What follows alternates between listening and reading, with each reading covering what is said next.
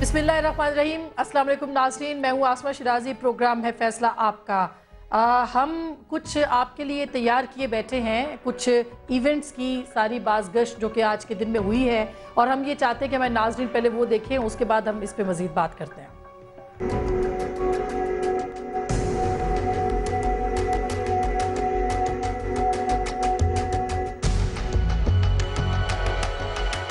I have to assist both of them, क्योंकि थानेदार तो दोनों को मैंने देने हैं।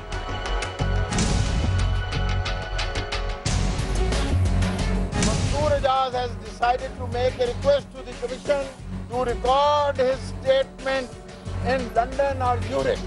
मैंने सिपा सालार आजम को खत लिखा है, उनके ऊपर सर्व किया है। आज इस वक्त तक मुझे उसका कोई जवाब नहीं मिला। इससे मैं क्या फर्ज करूं? How'd you like that, Frank? That's some pretty good action there, isn't it? Look at that. We've got some real tumbling going on here.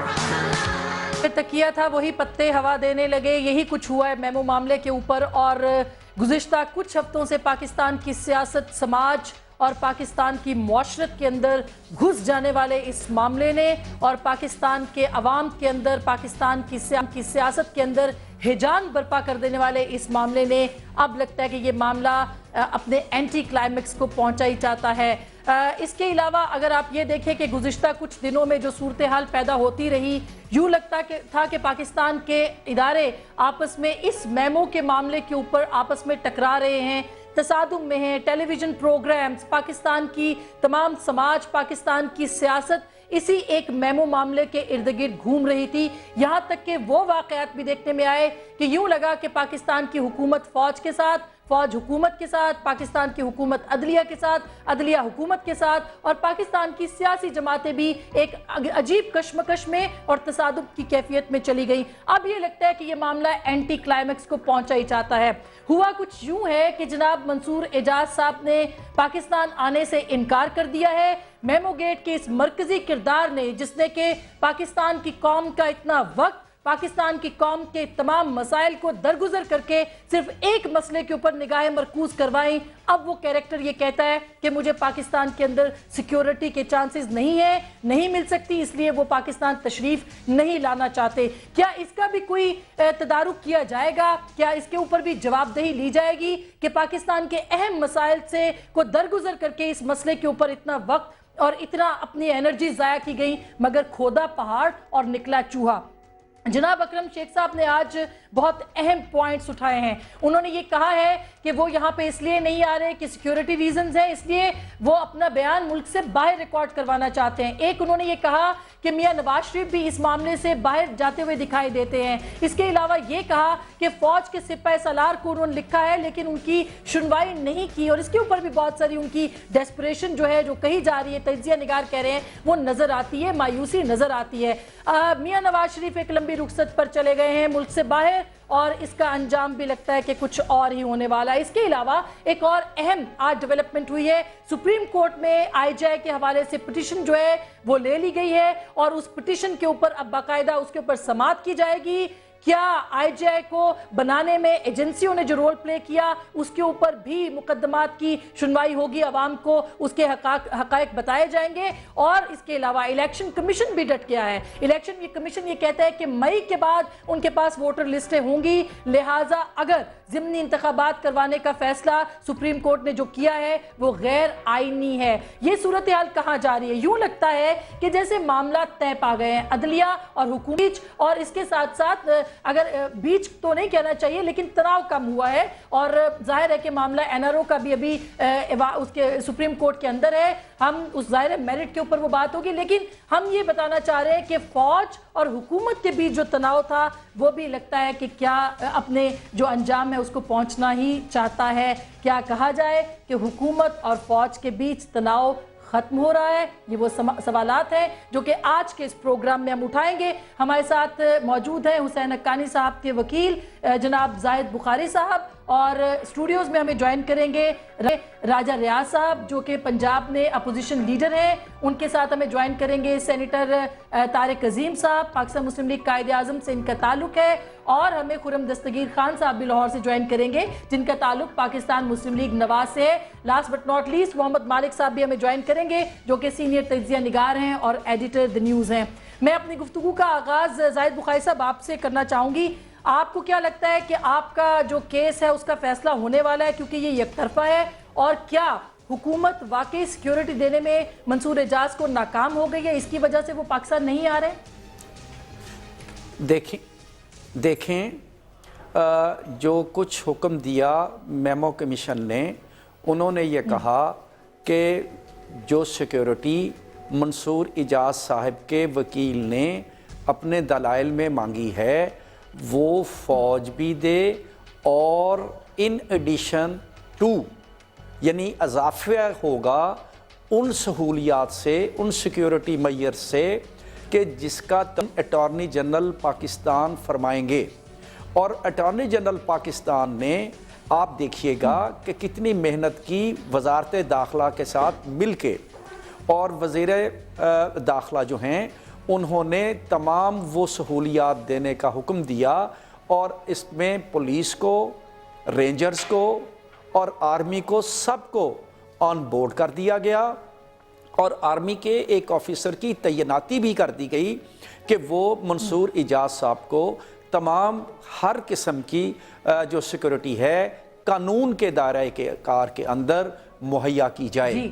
अब सवाल ये पैदा होता है कि अगर किसी चीज़ पे उसको इत्मीनान नहीं है तो उनके वकील साहिब या वो खुद ये इजहार करते कि जनाब ये कमी रह गई है, इसमें और इजाफा कर दें। उनका कहना क्या है, आप ज़रा गौर कीजिए। उनका कहना ये है कि मुझे सिर्फ फ़ौज जो है वो सिक्योरिटी मुहैया करे। मैंने आपको अर्ज़ किया कि 9 जनवरी का जो हुक्म है मीमो कमीशन का, अगर वो इनकी ये इस्तदा मान लेते तो उस वक़्त वो फरमा देते कि महज फ़ौज सिक्योरिटी देगी, और कमीशन ने ये फ़ैसला नहीं दिया।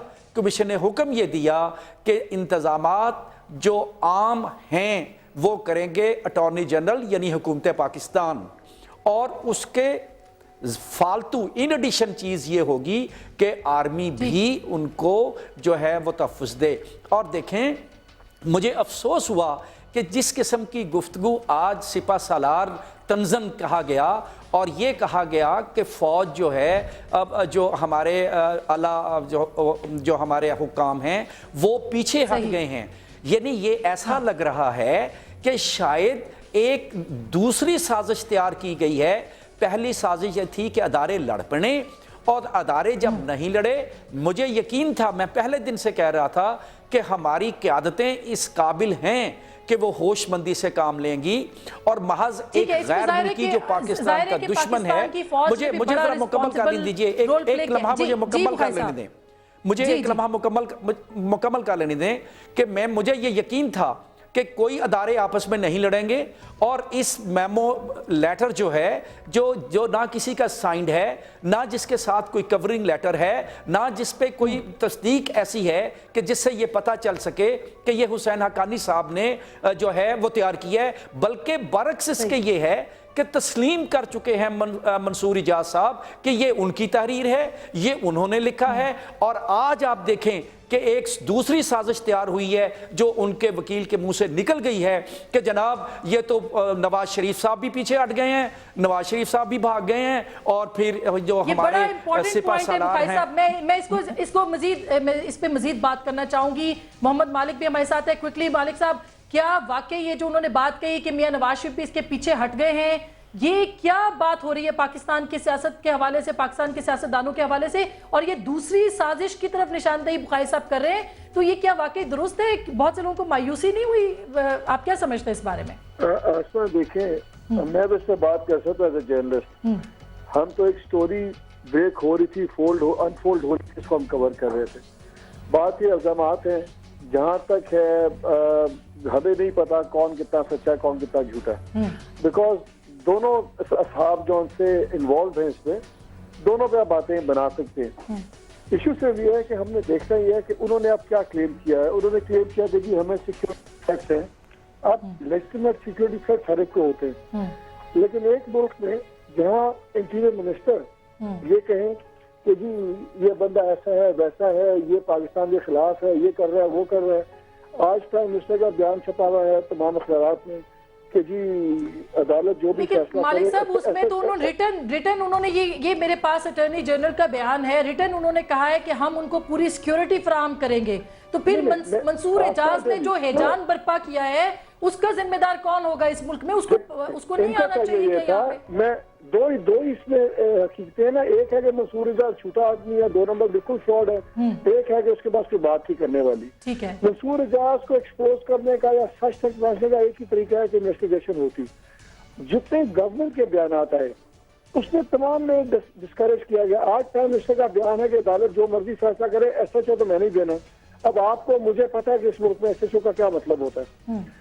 बात यह है अभी भी मेरा ख्याल है कि अगर ये नहीं भी आते मंसूर एजाज पाकिस्तान में, इसका मतलब ये इन्वेस्टिगेशन नहीं हो सकती। जो सुप्रीम कोर्ट की डायरेक्शन थी वो ये थी कि जो जुडिशल कमीशन है ये एविडेंस गैदर करे, बाहर भी जाना करे। ठीक है, मैं कहता हूँ अभी जुडिशल कमीशन उनसे टेक ओवर ले, पोजेशन ले उनसे, उनके ब्लैकबेरीज वगैरह की जो बयान है। यानी आप ये कह रहे हैं कि ये मामला अभी मरा नहीं, अभी जिंदा है, बाकी मैं है। ये नहीं कह रहा। देखिए और मैं ये कह रहा हूँ कि मामला जिस हद तक गया है कि इसके ऊपर एक एम्बेसडर का इस्तीफा लिया गया, जिसके ऊपर आर्मी की और एक डिफेंस सेक्रेटरी की नौकरी गई, जिसके ऊपर आर्मी और गवर्नमेंट आमने सामने आ गए। इस मामले को विदाउट इन्वेस्टिगेशन छोड़ना ही नहीं चाहिए, ताकि अगर मंसूर एजाज झूठा है तो कल को कोई और मंसूर एजाज बनने की कोशिश ना करे।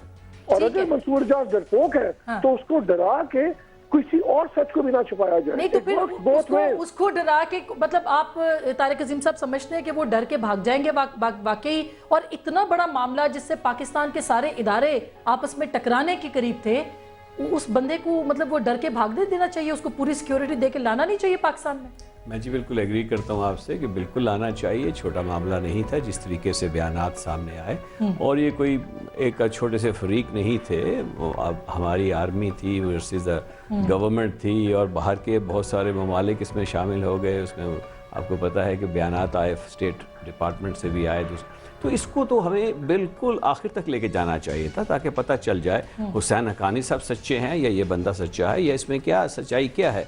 अब उसमें जो बयानात आए, अफसोस से कहना पड़ता है कि उसमें जिस तरीके से बयानात, उनकी ज़रूरत नहीं होनी चाहिए थी। ये काफ़ी था। अटॉर्नी जनरल साहब ने कह दिया, ऑर्डर दे दिया सुप्रीम कोर्ट ने कि उसको मैक्सिमम सिक्योरिटी प्रोवाइड की जाए, और उसको बल्कि याद दोबारा उसको करना चाहिए था, उसको यकीन दहानी करानी चाहिए थी कि आप बिल्कुल आए यहाँ पे, यू आर परफेक्टली सेफ। ऐसी कोई बात नहीं, वो तो कहा है। ये देखिए मेरे पास जी बिल्कुल ये बात, लेकिन फौज देने को तैयार है, हम पुलिस देने को तैयार है, फौज के लिए नोटिफिकेशन लेकिन जारी कर आसमान, दिया लेकिन गया है। अनफॉर्चुनेटली ये कह देना कि अब आप आएंगे, फॉर एग्जांपल हमारी पार्लियामेंट्री कमेटी के सामने अगर आप पेश नहीं होते तो आपको एग्जिट कंट्रोल लिस्ट पे डाल दिया जाएगा। हाँ, ये बुखारी साहब ये जरूर बताइएगा। एक चीज है ना एग्जिट कंट्रोल लिस्ट पे, एक नई चीज आ गई कि जी बेनजीर भुट्टो साहबा की जो हुकूमत गई थी उसमें इनका हाथ था, उसके ऊपर इनको रखा जाए, यहाँ पे बताएं क्या इनका हाथ क्या था। वो तो मैं कहता हूँ नहीं होना चाहिए। नहीं जी, जो भी मैं कह रहा हूँ कि उसको एक बंदा, एक तो आप चाहते हैं वो आए ताकि दूध का दूध पानी का पानी हो जाए, और साथ धमकियां भी लगा रहे हैं उसको। और एक बिजनेसमैन है, उसको लाके इसे पाकिस्तान की कोर्ट्स का आपको पता है 3 साल के लिए बांध दे किसी बंदे को, ईसीआर पे बाहर नहीं जा सकते मुल्क से, वो तो मारा गया ना गरीब का बच्चा। की चोरी में नहीं जा सकते। लेकिन राजा रियाज साहब ये मतलब बात तो दुरुस्त है। हक्कानी के साथ क्या किया हुआ है? और हुसैन हक्कानी को तो जी आप बिल्कुल लेके आइए, बाहर निकालिए उसको प्राइम मिनिस्टर हाउस में। हुसैन हक्कानी साहब को बड़ा ठीक-ठाक कैसी बात कर रहे हैं कि हुसैन हक्कानी को पाकिस्तान से जाने ना दिया जाए, सामने अकरम शेख साहब बैठते हैं यहाँ पे आने के लिए। अच्छा नहीं, हम खुरम दस्तगीर साहब से, ये बड़ी अजीब सी बात है, बड़ी अजीब सी बात है। अच्छा बुखारी साहब मुझे खुरम साहब से पूछने दें, ये बात दुरुस्त है सेंटर तारिक अजीम की कि ये पिटीशन गई है, ये मामला हुआ है, इसको दूध का दूध पानी का पानी होना चाहिए, मगर इस अहम मौके पे खुरम साहब, मियां साहब 10 दिन के लिए चले गए, और ये देखा जा रहा है, आज अकरम शेख साहब ने कहा कि वो गवाह देने को तैयार नहीं है। तो क्या पीएमएलएन भी भाग गई है यहाँ से? नहीं, मेरे ख्याल में अकरम शेख साहब बड़ी अच्छी तरह आगाह हैं कि पाकिस्तान मुस्लिम लीग नून ने जो 7 पिटीशंस की थी मेमोगेट के मामले में, पाकिस्तान के तमाम सूबों की तरफ से और आज़ाद कश्मीर की तरफ से और गिलगित बल्तिस्तान की तरफ से, उसमें जो इस्तदा की गई थी वो कामयाब हुई।